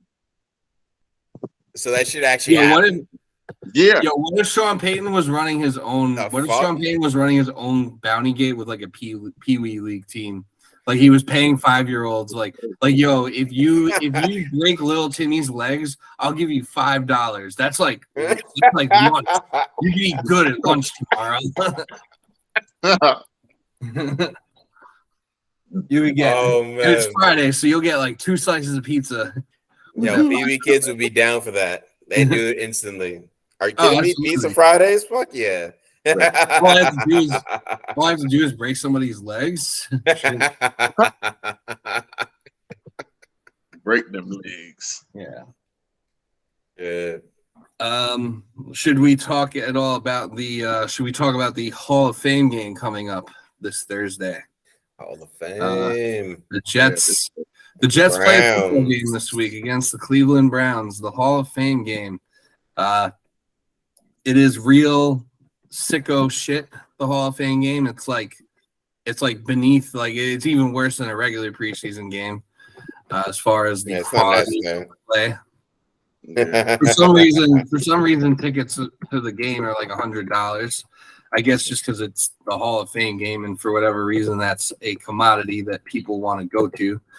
But yeah, unless they get some benefit where they get lodging or get a tour of the fucking Hall of Fame, some fucking benefit. It ain't. Oh yeah, that $100 better be like all in. Like it's $100 would be fine if it was like all inclusive. Like if it was $100 gets you tickets to the game and the enshrinement, and you get to tour the Hall of Fame, which definitely go to the Hall of Fame at some point. The NFL Hall of Fame is a really cool place to go. But yeah, for some reason, tickets just for the game are like in the upper $100 range, which is just ridiculous to watch. Yeah, which is ridiculous to watch. Like Zach Wilson, who will be starting the game. I think Michael Carter is going to be starting the game too. So it's going to be like the 2021 Jets. It's going to be like Zach Wilson, Michael Carter. I think Mekhi Becton's starting too, and I think also I believe Michael Clemens will get the start in the Hall of Fame game. So it could be fun to watch for like the first. That's the real Terminator. That should be his nickname. The Terminator. What's that? Oh yeah, the Terminator. Yeah. With all due respect to John Connor. With all due respect. John Connor that's not the Terminator's name. Everyone's like, oh, the Terminator, John Connor. So why were they calling why were they calling him no idea. Terminator? Because John Connor was running from the Terminator. He's looking for John Connor. Yeah, no, he was looking for Sarah Connor. Oh, Sarah Connor. Yeah. My bad. I haven't seen them movies in ages. But I don't know Terminator's name. I just call him Sarah Connor. Yeah, so Michael Clemens is like the actual Terminator, and actually someone who actually might terminate you. That's someone who I mean, like, yeah, that's someone who like I'd be like afraid of, that's why Sean Payton's mad. He wants to terminate on his team, restart bounties. You know how they have the top 100 players in the NFL every year? They do it during the summer before the season starts. Yeah, they're doing it right now. Yeah, they're doing it right now. They're up to like 51. I think the last one was they did the bottom 50, or they did the first half of it, and Aaron Rodgers was number 51. 100 through 50, I think through 50. Yeah, 100 through 51 they've done. Yeah. 51 was Aaron Rodgers, 74 was Garrett Wilson, but Joey Bosa was on there, and they had Michael Clemens comment on like the whole thing pretty much. Oh yeah, I saw something about that. What did he say? Scary. Whatever number Joey Bosa was, I think he had to be in the 60s. Like 68 or something like that. And they had like Michael Clemens commenting on him for like the first minute. I was like, damn, this dude looks scary. Maybe he has questions and interviews, and he'll just look at you with no answer at all and just stare. I'm like, this dude is 6 and like 300 pounds. Yeah. And he ass motherfucker. Yeah, he used to be around like 270. They got him up to 295. I'm like, oh yeah, he's 285. He's 285 before breakfast, he said. Yeah. That's absurd. And it's like fucking it's basically a pure muscle. Yeah. He weighs like 10 pounds more than me, and he's just like a machine, whereas I'm a fat dude. He's also like 7 inches taller. Yeah, yo, that's ridiculous. Yeah, and he's like 6'7" or whatever. Yeah, like 6'5", somewhere around there. And that's stupid. When he got drafted, he was like, "Yeah, I was in my apartment in the dark alone." Yeah, yeah. So yo, NFL, come on, get a camera on that shit. Honestly, right? I mean, and then he just looked at the camera like. I mean, when it gets to like the second half of the game, you know, it's really anyone's game at that point. But the Jets should be able to dominate this game for like the first. We should put up at least two touchdowns minimum. Yeah, because I mean, like minimum 2 touchdowns. As bad as Zach Wilson is, like Zach Wilson can't be as bad as he is against like the XFL Browns. And like Michael Clemens, Buffalo Jets fan tweeted, Michael Clemens against these Geico employees on Thursday is going to be disgraceful. Yeah. Yo, Bagton is going to be pancaking niggas. Like, come on. Yeah, like the Jets will have like some legitimate NFL. The Jets will have some legitimate NFL players on the field for the beginning. Yeah. Of the game. So yeah, like even though it's like a preseason game or it's like a pre-preseason game, even though it doesn't count, I might put a bet on the Jets to win that game or to cover whatever the spread is. And if they don't win, I'm gonna be pissed. We should dominate the game. Dominate it. Just because of our lead in the first half. It'd be stupid for losing by the second half. I'm excited to see Jason Brownlee play in that game. I assume he'll play in that game. Brownlee, what position is that? He's a wide receiver. He actually he burnt sauce in a practice. Oh yeah? Week. Yeah. He cooked sauce. Like he's probably gonna make the team. based on That's that good. alone. Yeah, definitely. Yeah, he's a UDFA. When you're that elite and you're that young, you need some humbling. He'll probably get a lot of that's good. And yeah, Jason Brownlee will probably get a lot of screen time on Hard Knocks. I know we were talking about that a few weeks ago. Yeah. Players that'll get screen time. I can see Jason Brownlee getting a lot of screen time because they love to find a UDFA and like make a story out of them. And with Jason Brownlee being like, I'd say he has pretty good odds to make the team. And the fact that he burnt Sauce, I mean, who knows? Maybe they have footage. They'll probably exactly. They'll probably show that. Yeah, I'd kind of like to see that. Oh man, that'd be fucking amazing. Are you kidding me? You know the hype that would cause? Yeah. Oh man. But Sauce, I don't care what nobody says. I do like how Sauce is the best corner in the league, I think, right now. Yeah. And I kind of like the fact that even with how good they were, like all these Jets players are like still getting a lot of hate. Like Sauce is getting a lot of hate. Yeah. Garrett Wilson, like I feel like 74 was kind of too low for him for the top 100. Like he should have been higher. So like, and like Jermaine Johnson keeps getting like, people keep writing. No one thinks Jermaine Johnson's gonna do work. Yeah. People keep writing like, Jets dumb fans, articles about Jermaine Johnson. So I kind of like that. Even though it's kind of annoying that people just love to hate on the Jets for like seemingly no reason because they've been irrelevant for so long, but people just love to hate us. That's why. But I do like it because it gives them fuel.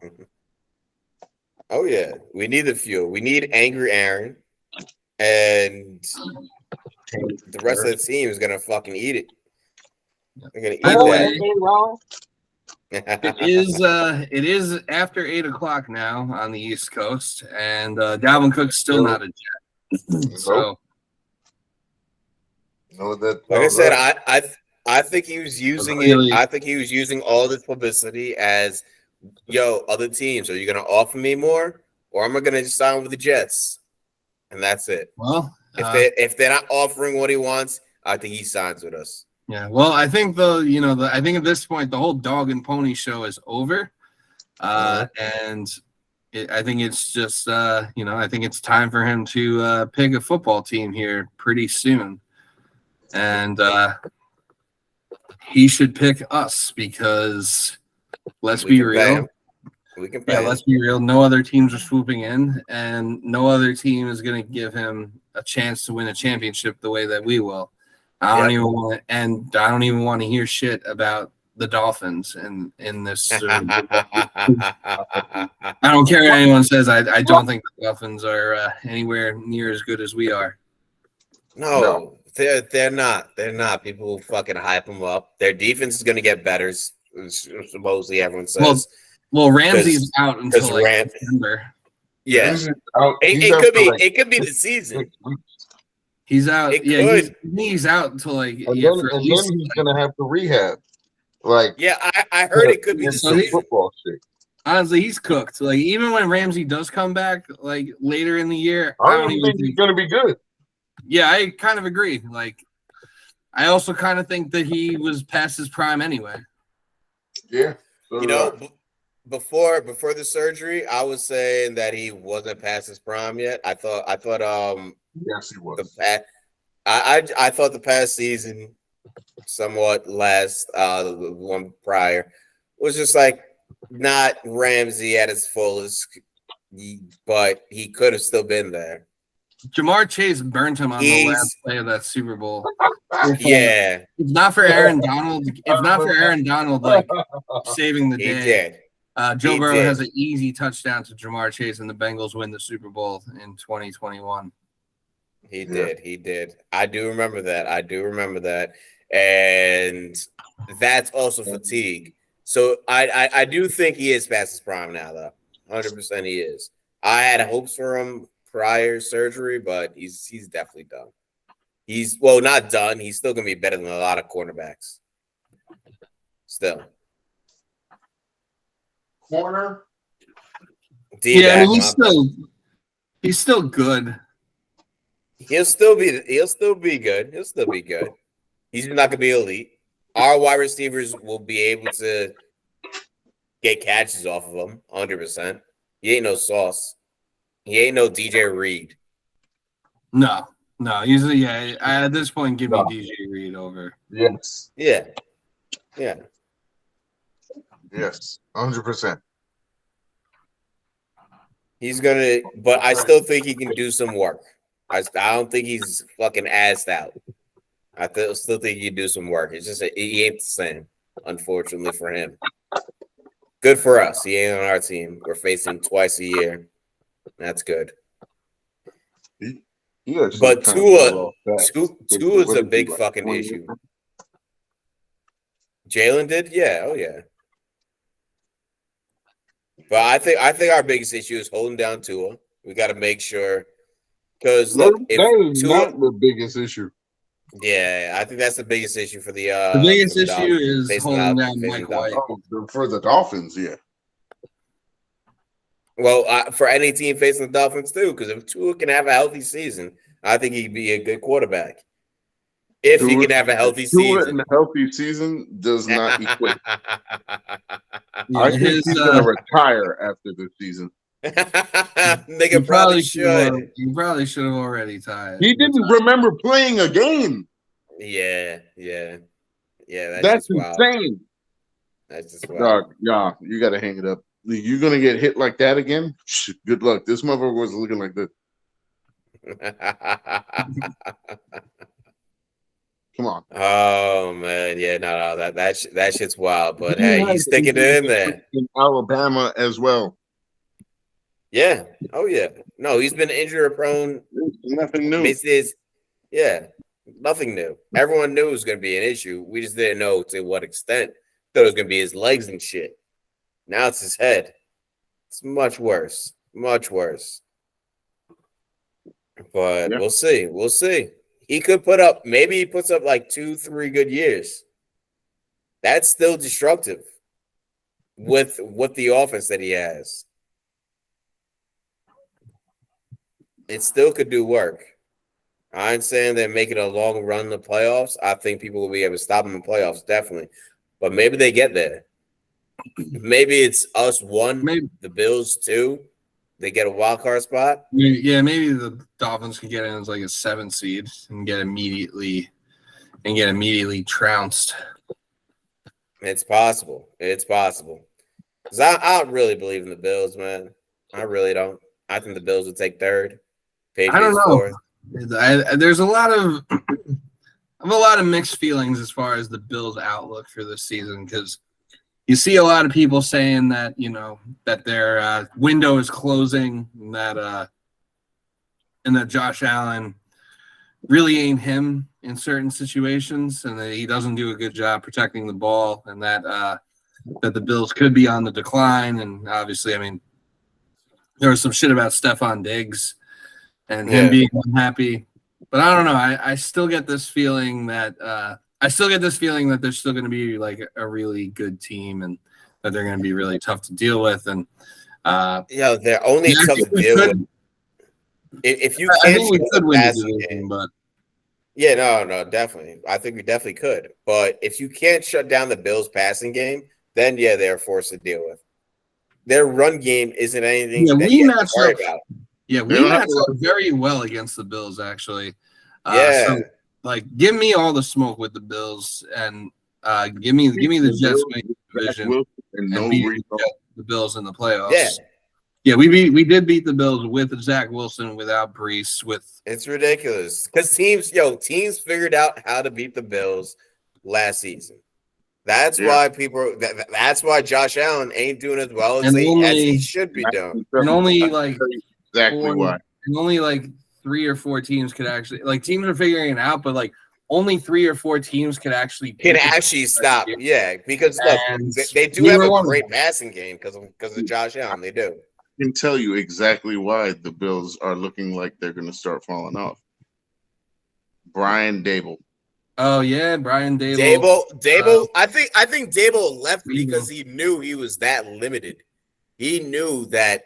Yeah, I can only take this team so far. There was that, and he had the opportunity to be a head coach. Yeah, no, obviously, yes. Obviously, that helps too. But I think he knew that the team wasn't going to go as far as he wanted them to go.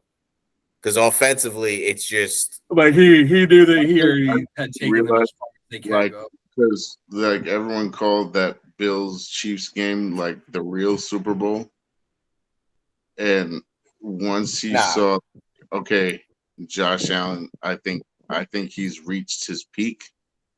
Yep. He saw that, and that's what Josh Allen can do. That's it. He hit his peak, and I'm not saying Josh Allen can't keep doing that and possibly win a Super Bowl, but he needs a team around him, and the Bills don't have that team. They showed last season they need a run game. They need a fucking run game because when your quarterback is the highlight of your run game, they're shit. And this they can't do fucking shit. This is the 5th year. Isn't this the 5th year of Josh Allen's contract? He didn't get paid yet, did he? So this is the last year of his rookie deal.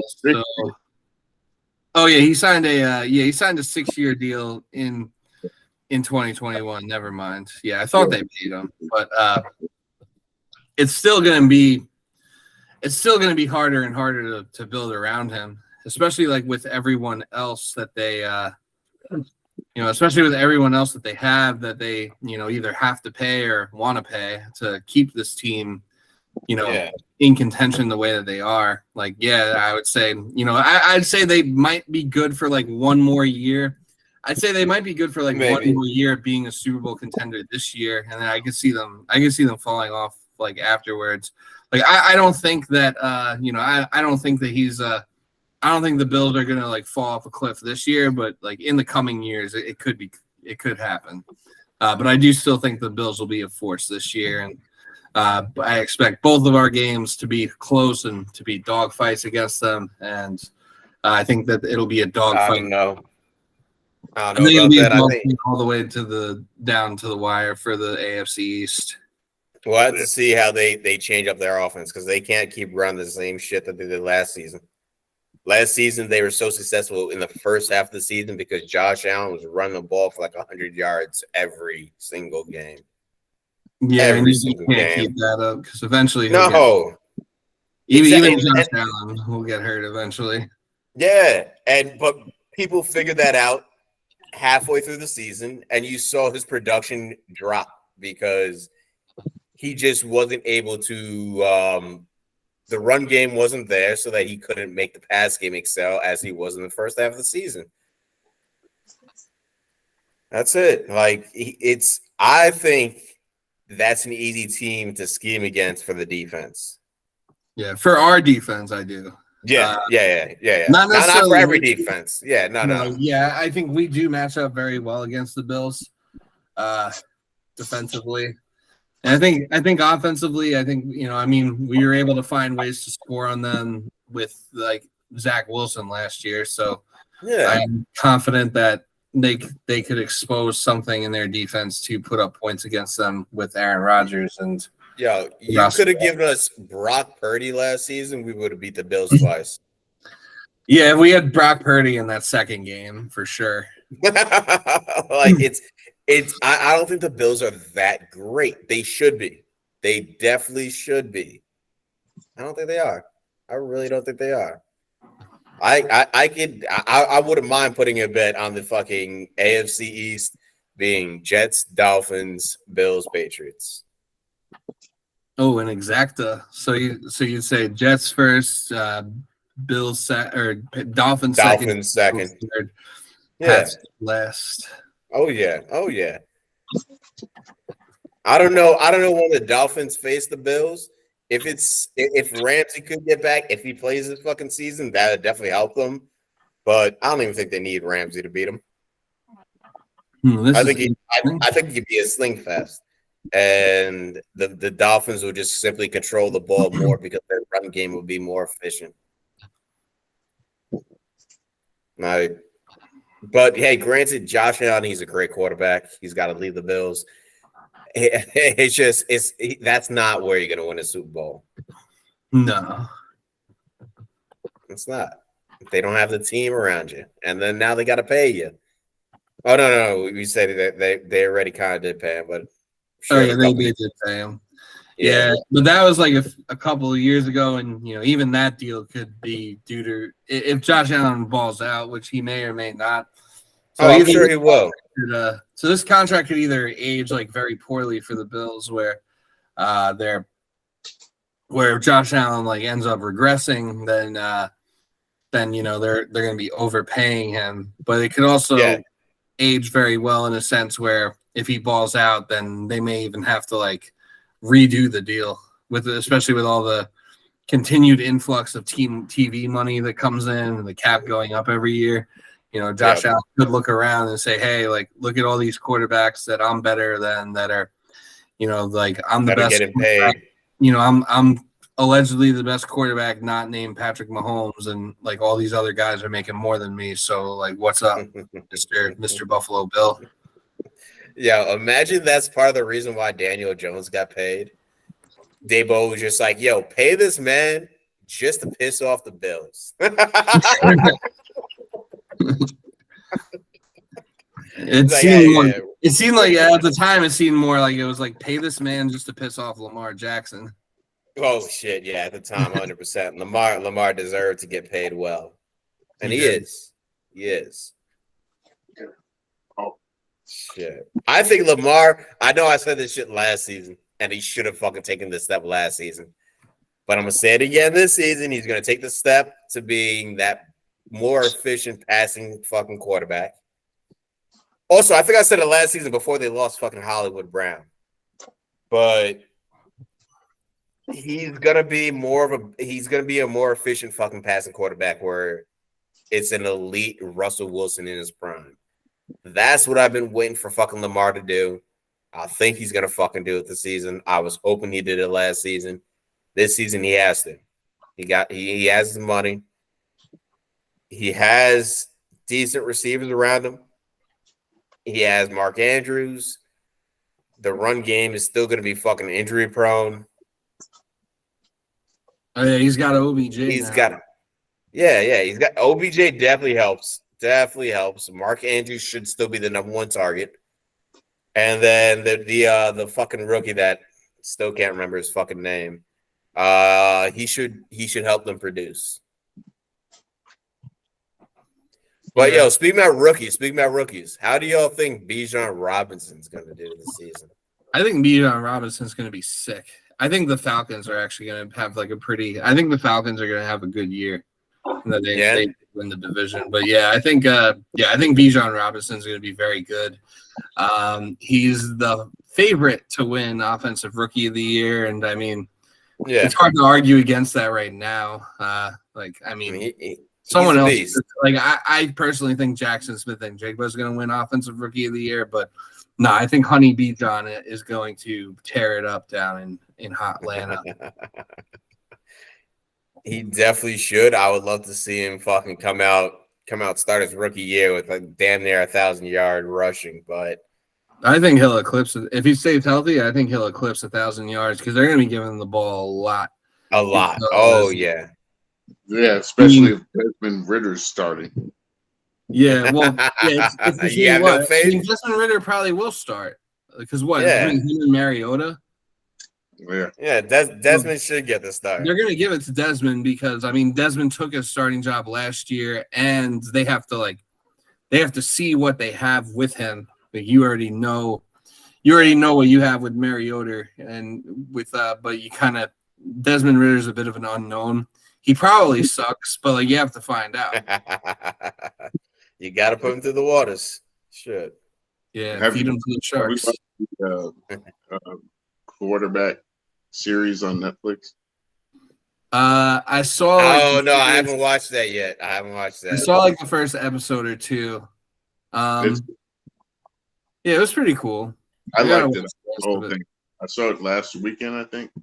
Yeah, even the Kirk Cousins part. That's probably the man. I can't stand Kirk Cousins, and any airtime that Kirk Cousins gets makes me like him. Anytime I see Kirk Cousins on a TV screen, in a capacity or a setting that is not him playing football, I just hate Kirk Cousins more and more. Yo, like his wife like dresses him, and I'm like, yeah, you can tell this motherfucker like does not care.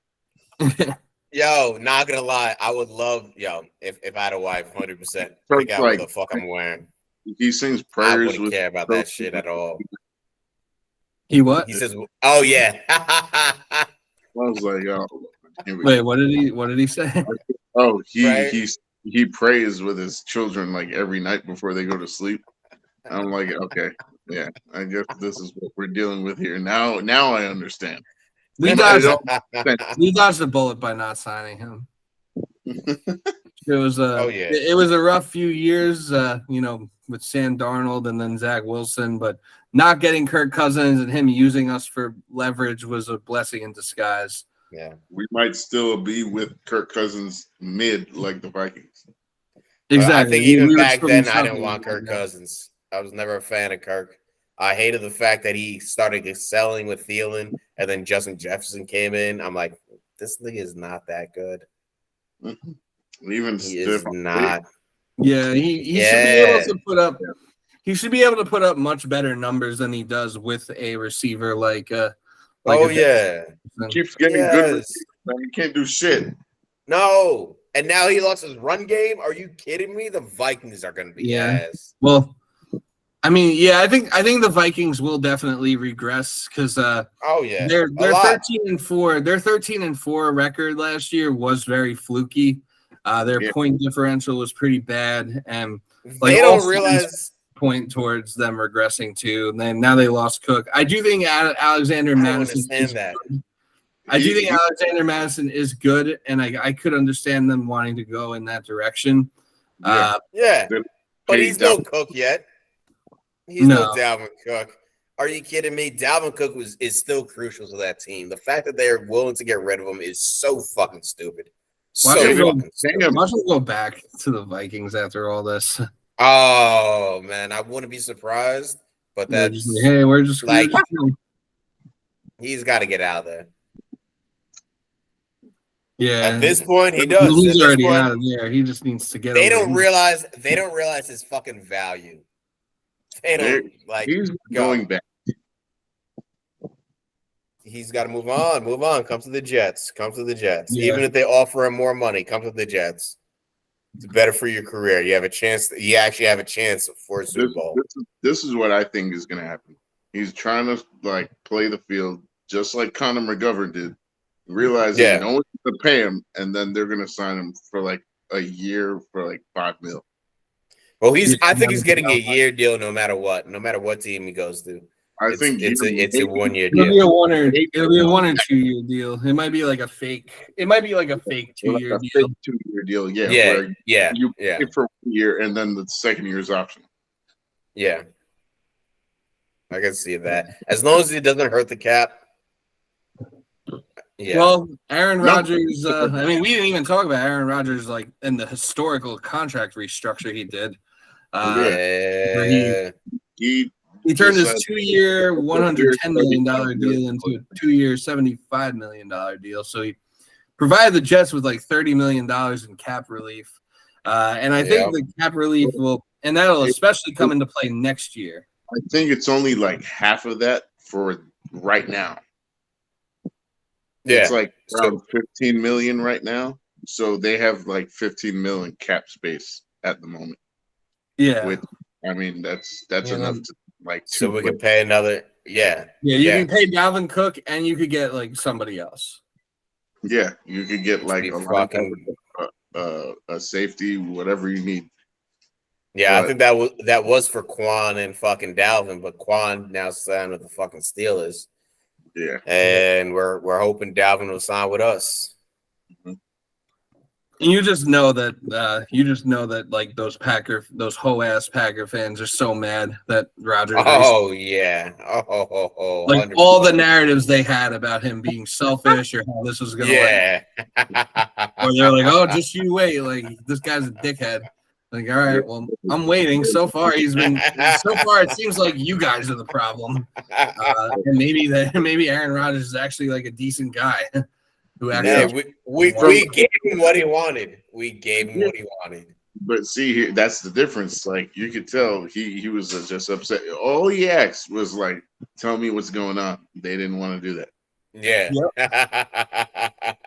Yeah. He had one simple request and they couldn't fulfill it, and now they're like, "Oh, he's a dickhead," and then now it's like, "Oh, like I can't believe he did this," and they're still trying to find.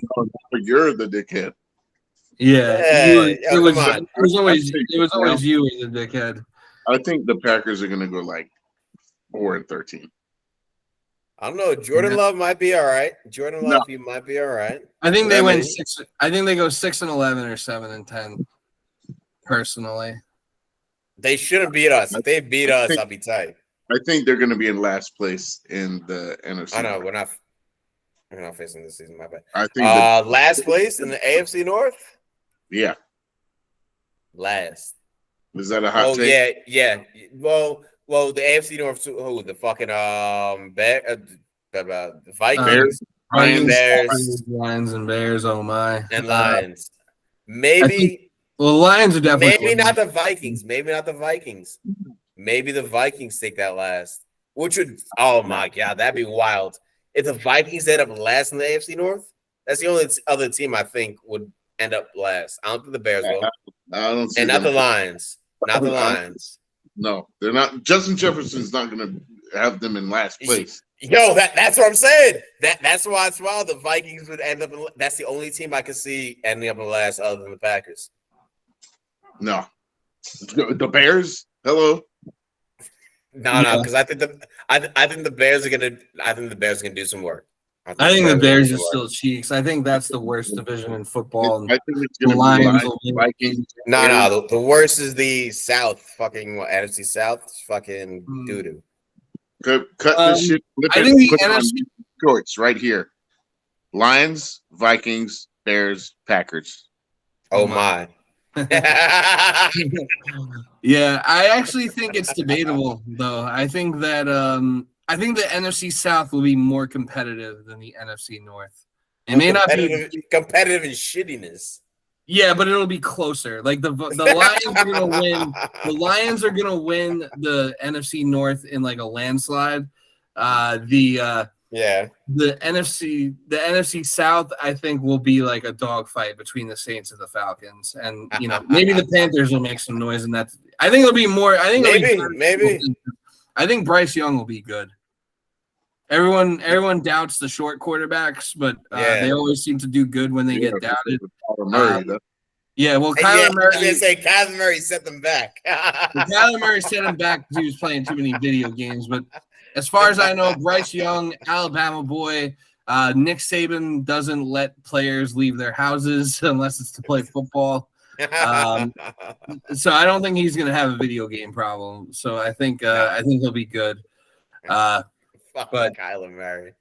I think it's about I think we're at about that time to cut the pod. So we will we'll catch you sometime in the next week or two after the I'm gonna be out next week, so I'm gonna be out. Yeah. Shit. I wish I could come out there. Anything comes up, y'all might have to do the podcast without me unless I'm gonna be where are you going? What are you doing? Oh, I'm gonna be in Cabo. Yeah. Oh, no shit. I was gonna buy a ticket and go. Yeah. Well, I wish. We'll definitely enjoy that. That will be a lot cooler than any preseason football or talking about preseason football that could be going on. I just can't wait for August to be over. August got to end. Yeah. Wait, what? For what to be over? August is preseason and preseason. Get fucking. There's no sports to watch. No fucking sports to watch. I hate this. Hate this part of the year where it's all just fucking baseball or fucking shit tennis. Like, I fucking enjoyed Wimbledon. I gotta wait for the U.S. Open. I'm actually pretty close to the U.S. Open. This fucking aside from those two events, though, like, what's there to really give a shit about? That's it. Even with golf, it's like they have like with golf, it's like they have like a different tournament like every weekend, but it's like there's only 4 of them that actually matter. Exactly. So, Exactly. The good news, though, is in the next 3-4 days, the Jets will be playing football. It's not a real game, but it's Thursday. Jets playing football nonetheless on Thursday. So watch. we have that to look forward to. That is a sign that we're almost out of the dog days of summer and on to more exciting times in the sports calendar. So, but thank you all for listening, and we will catch you next time. Go Jets and peace. Yeah. Peace. No gas, no break. Shit, I forgot about that.